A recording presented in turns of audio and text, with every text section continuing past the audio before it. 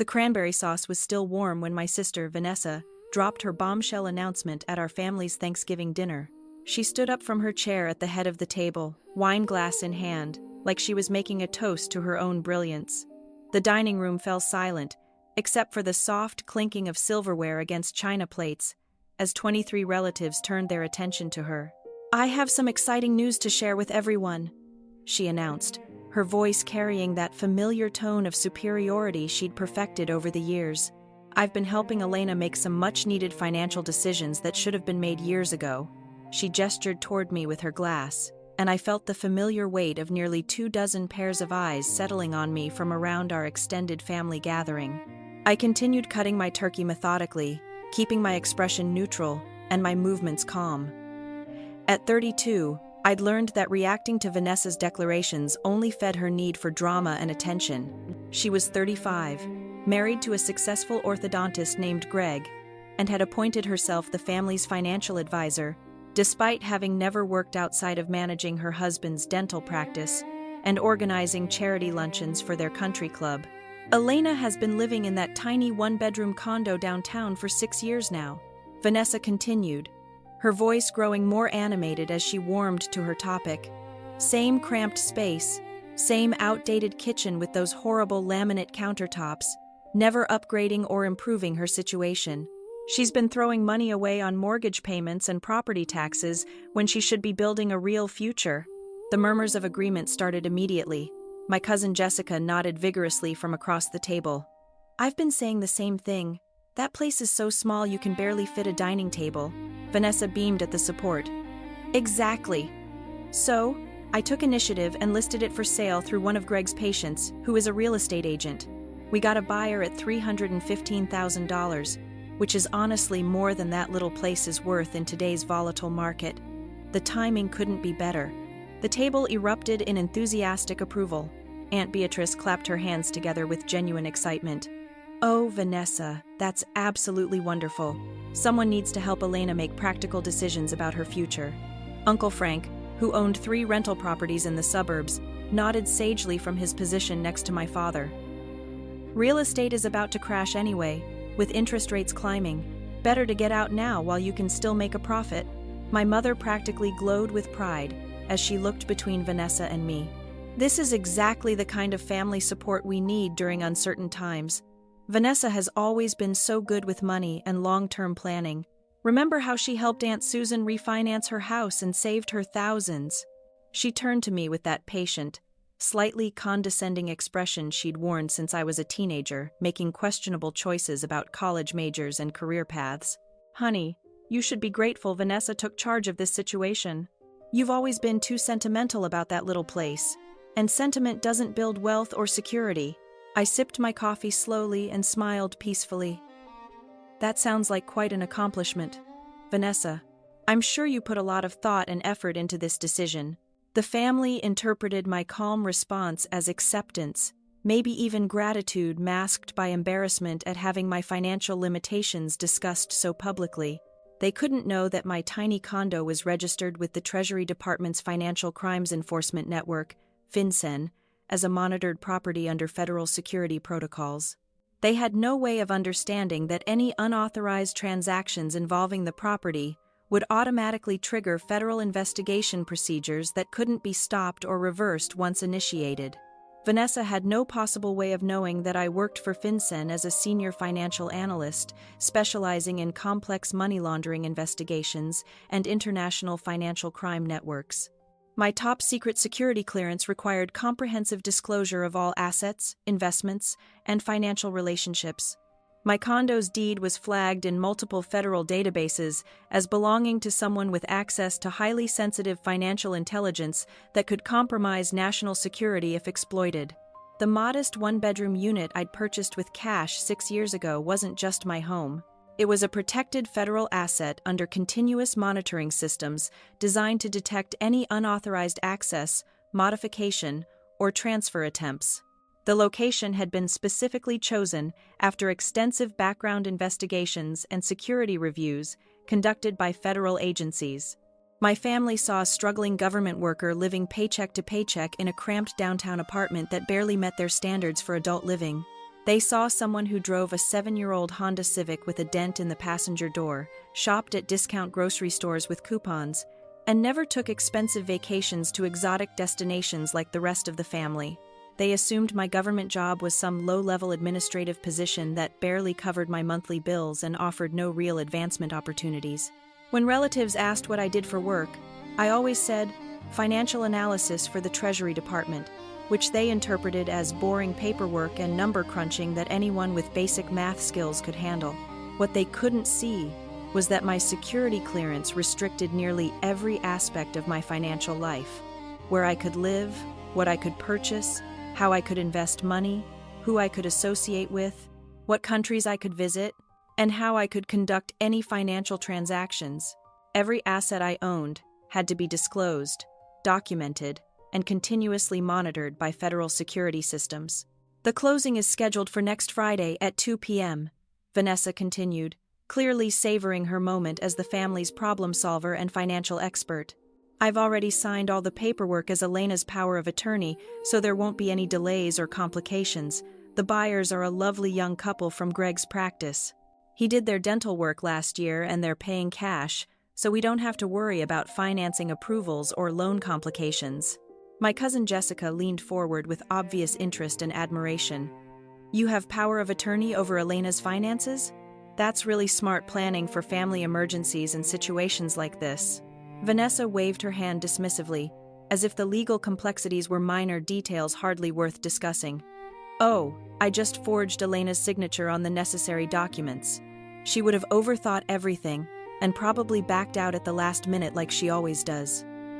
Sometimes family has to make hard decisions for family members who can't see the bigger picture. The casual admission of forgery hung in the air like it was perfectly normal family business rather than a serious criminal act.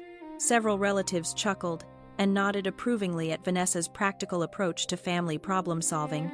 My father actually laughed out loud and shook his head with fond exasperation.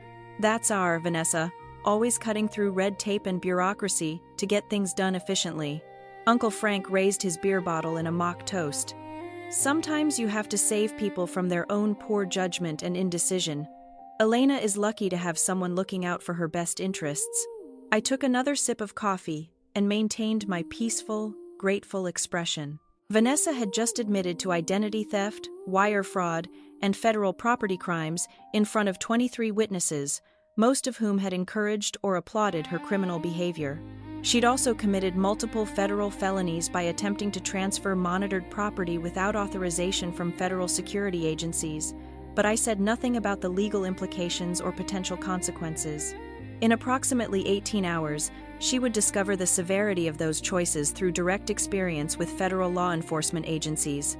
The rest of dinner passed with Vanessa receiving continuous congratulations for her initiative and family-minded thinking.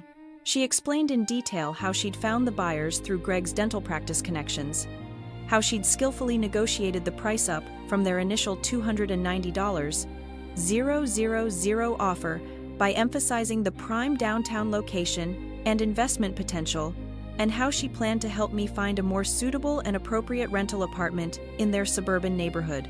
Elena can finally stop throwing money away on mortgage payments, property taxes, insurance, and maintenance costs, she declared while serving pumpkin pie with obvious satisfaction. Renting makes so much more sense for someone in her situation and at her income level. No repair worries, no property value stress, no market fluctuation anxiety, just simple, predictable monthly payments that free up money for other priorities. My grandmother, who was 87 and had always worried about my unconventional life choices, patted my hand with genuine affection.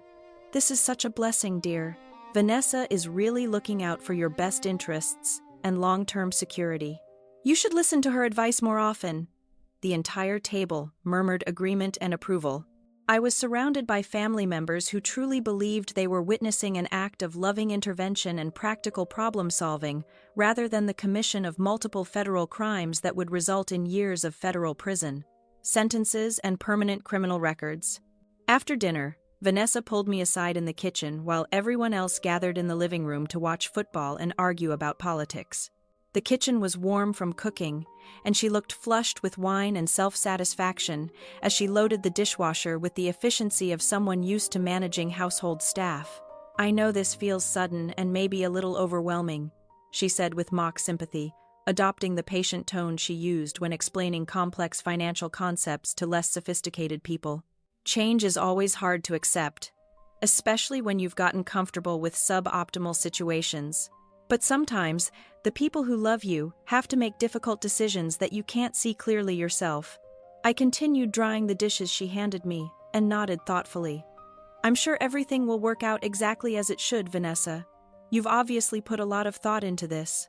She smiled with deep satisfaction and obvious relief that I wasn't going to cause family drama by objecting to her perfectly reasonable intervention. "Exactly. That's the mature attitude I hoped you'd take. Sometimes the younger sister needs the older sister to make the tough choices that seem scary in the moment, but turn out to be exactly right in the long run." She dried her hands on a kitchen towel and looked at me with the expression of someone delivering important final instructions. "The closing is at 2 p.m., Friday at Vance & Associates Law Office downtown on 5th Street. It's the same firm Greg uses for all his business contracts, so they're very professional and efficient. I'll handle everything personally. You don't even need to be there or take time off work. I'll bring all the documents to your place Friday evening so you can see everything was handled properly." Friday morning arrived gray and cold with the promise of December snow.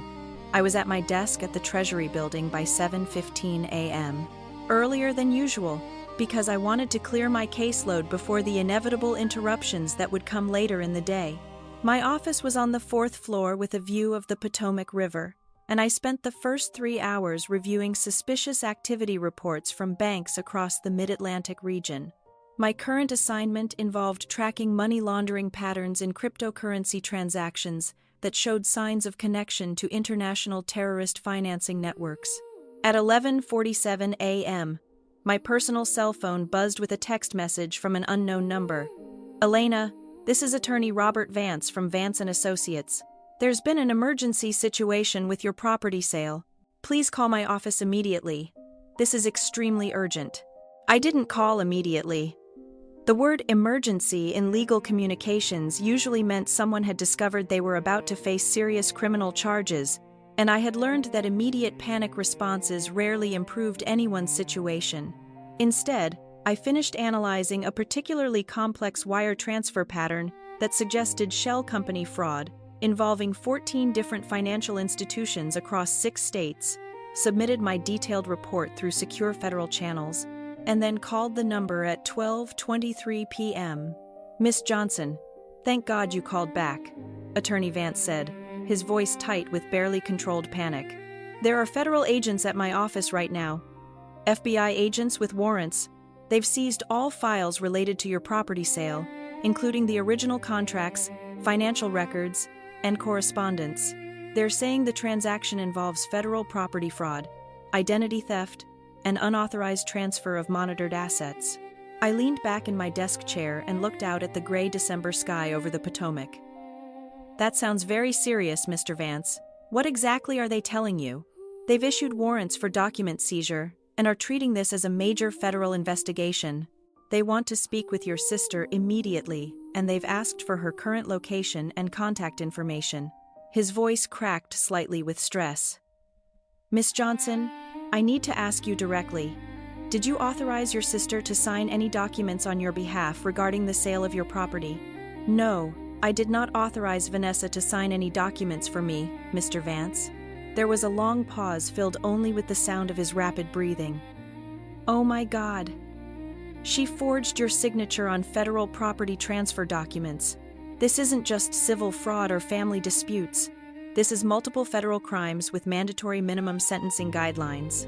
The agents are talking about wire fraud, identity theft, and violations of federal property monitoring statutes." I could hear voices in the background of his office, official and authoritative tones that I recognized from my own work coordinating with federal law enforcement agencies. "Mr. Vance, I would recommend that you cooperate fully with the federal investigation and provide whatever documentation and information the agents require. They're asking me to contact your sister immediately to inform her that federal agents want to interview her. They're also asking about the buyers and whether they were aware that this involved federal property. This is a disaster, Miss Johnson. I could lose my license over this. At 1:23 p.m., my personal phone rang. Vanessa's name appeared on the screen. Elena, what the hell is going on? Her voice was shrill with panic and confusion. FBI agents just showed up at my house with official badges and warrants. They're saying I committed federal crimes. They want to arrest me and seize my computer and financial records. I was still at my desk, calmly reviewing case files and preparing for an afternoon meeting about cryptocurrency tracking protocols. Through my window, I could see federal employees walking between buildings, conducting the routine business of national financial security.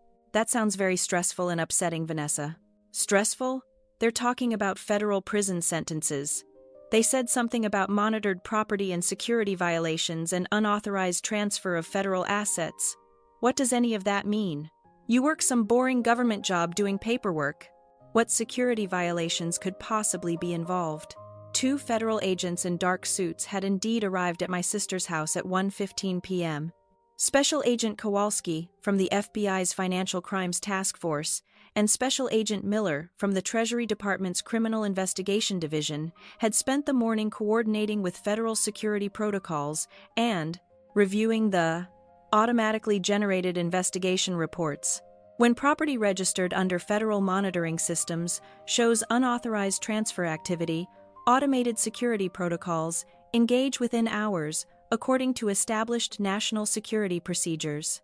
The FinCEN database had flagged my condo's attempted sale at 9:42 a.m. when the title company submitted preliminary paperwork to the county recorder's office.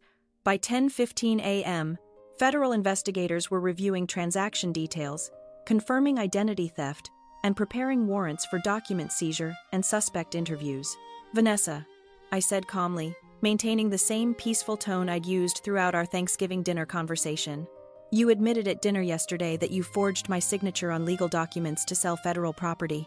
You committed wire fraud, identity theft, conspiracy to commit financial crimes, and attempted unauthorized transfer of monitored federal assets. Federal property? It's just your stupid little condo that nobody cares about. My condo is registered with the Treasury Department as a monitored asset under federal security protocols. Any unauthorized transactions trigger automatic federal investigation procedures that cannot be stopped once initiated. Your forged signature on transfer documents constitutes multiple federal crimes with mandatory minimum sentences ranging from 4 to 12 years in federal prison. The line went quiet except for her increasingly ragged breathing and what sounded like muffled crying. Vanessa, you need to surrender yourself to federal authorities immediately and retain qualified federal criminal defense counsel. I continued in the same calm, professional tone I used when briefing law enforcement agencies about financial crime investigations. Resisting arrest, fleeing, or attempting to obstruct the investigation will result in additional federal charges that carry even longer sentences. The buyer's earnest money has been seized as evidence. The title company is under federal investigation for their role in processing fraudulent documents, and Attorney Vance is cooperating fully with federal investigators to avoid criminal charges himself. But I was trying to help you. The whole family agreed this was the right financial decision for your future. The family's agreement doesn't override federal law.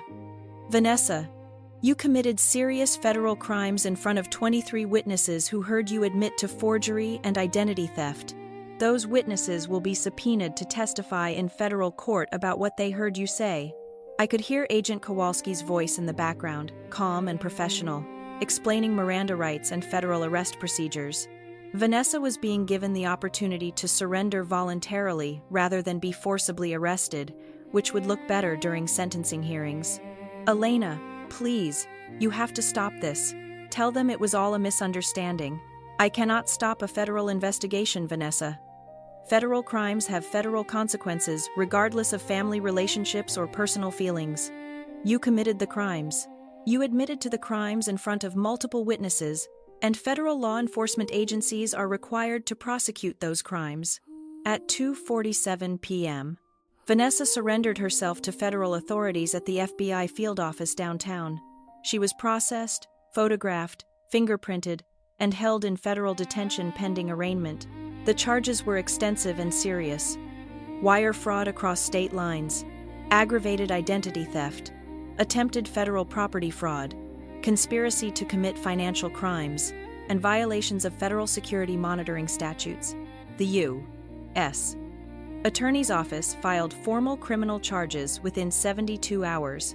Vanessa faced a minimum sentence of 6 to 10 years in federal prison, plus restitution costs exceeding $85,000 for federal investigation expenses, legal fees, damages to all parties involved in the fraudulent transaction, and administrative costs for security protocol violations. The buyers, a young couple named Mark and Chloe Henderson, lost their $31,500 earnest money deposit and faced their own legal complications for attempting to purchase federal property through fraudulent means. However, federal investigators determined they were unknowing victims of Vanessa's scheme rather than willing participants in federal crimes. They still faced financial losses and legal fees exceeding $15,000. Attorney Robert Vance faced immediate disciplinary action from the State Bar Association for failing to verify signatures on federal property documents and for not conducting proper due diligence regarding property ownership and authorization. His law license was suspended pending investigation, and his professional liability insurance company initiated legal action to recover their anticipated losses from the federal investigation. Note: before we continue with the family's reaction to Vanessa's arrest, if this story of hidden identities and justice has grabbed your attention, please consider subscribing to the channel and sharing this video. It really helps me continue telling stories like this one. My family's reaction was predictable, but still disappointing. They called me heartless and vindictive for pressing charges against my own sister over what they characterized as a simple family misunderstanding that had gotten blown out of proportion by government bureaucrats.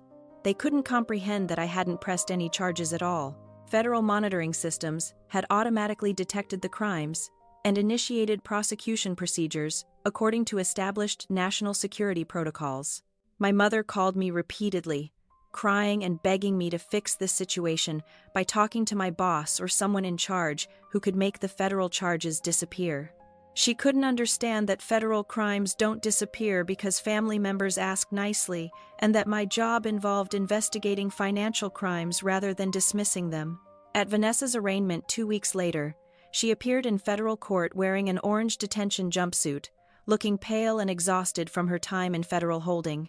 She pleaded not guilty and attempted to claim she thought she was helping me make a wise financial decision that I was too emotionally attached to make myself. Federal prosecutors presented comprehensive evidence, including her recorded admission of forgery at the Thanksgiving dinner, financial records showing the detailed fraudulent transaction attempts, testimony from 23 witnesses who heard her confess to multiple crimes, and expert testimony from Treasury Department security officials explaining the federal monitoring systems. The federal judge denied bail, citing flight risk, the seriousness of federal property fraud charges, and the potential national security implications of unauthorized access to monitored federal assets. Vanessa would remain in federal detention until trial, which was scheduled for 4 months later.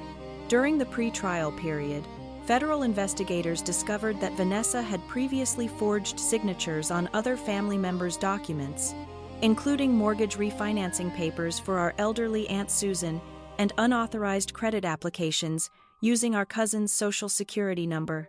What had seemed like an isolated incident of poor judgment was revealed to be a pattern of financial fraud spanning several years. The additional evidence strengthened the federal case and eliminated any possibility of plea bargaining for reduced charges. Vanessa's defense attorney, a court-appointed federal public defender, advised her that federal conviction was virtually certain given the overwhelming evidence and witness testimony. 3 months later, facing mandatory minimum sentencing guidelines and overwhelming evidence that included her own recorded confession, Vanessa accepted a plea agreement to avoid an even longer sentence after trial. She received 6 years in federal prison, 4 years of supervised probation, and court-ordered restitution of $127,000 to cover all federal investigation costs, legal fees, damages to multiple parties, and administrative expenses for security protocol violations. The federal judge explained during sentencing that crimes involving federal security protocols carried enhanced penalties because they potentially compromised national security systems designed to protect sensitive government operations and personnel.